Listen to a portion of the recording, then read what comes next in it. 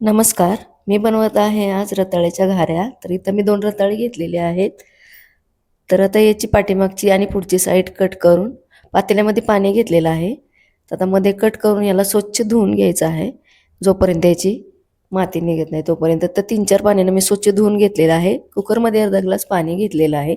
आता हे आपले रताळे आपल्याला 2-3 शिट्ट्या करून शिजवून घ्यायचे आहेत. तर रताळी शिजायला ठेवली. आता इथं मी गुळवणी बनवत आहे पिठासाठी. तर इथं पाव किलो गूळ घेतलेला आहे बारीक कट करून. अर्धा ग्लास पाणी घालून आता गुळवणी करून घेत आहे. रताळे आपली शिजलेले आहेत. थंड करून घेतली आणि याचे साले काढून छान मॅश करून घ्यायचे आहेत. तर अशा प्रकारे मी इथं आता रताळे मॅश करून ठेवलेले आहेत.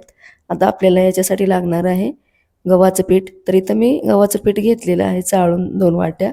याच्यामध्ये चवीनुसार मीठ घातलेलं आहे आणि वेलची पूड पाव चमचा आणि सुंठ पावडर पाव चमचा हे मिक्स केलेलं आहे. आता मॅश केलेले रताळे याच्यामध्ये घालून पीठ छान मिक्स करून घेतलेलं आहे आणि याच्यामध्ये आता ते बनवलेलं गुळवणी आपण घालून पीठ मळून घ्यायचं आहे.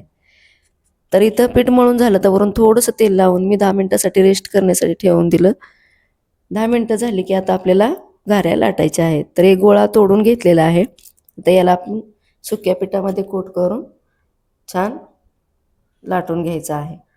तर इथं मी अशा प्रकारे घाऱ्या लाटून घेत आहे. इथं पाहू शकता आपल्याला चपातीसारखी लाटून घ्यायचे आहे.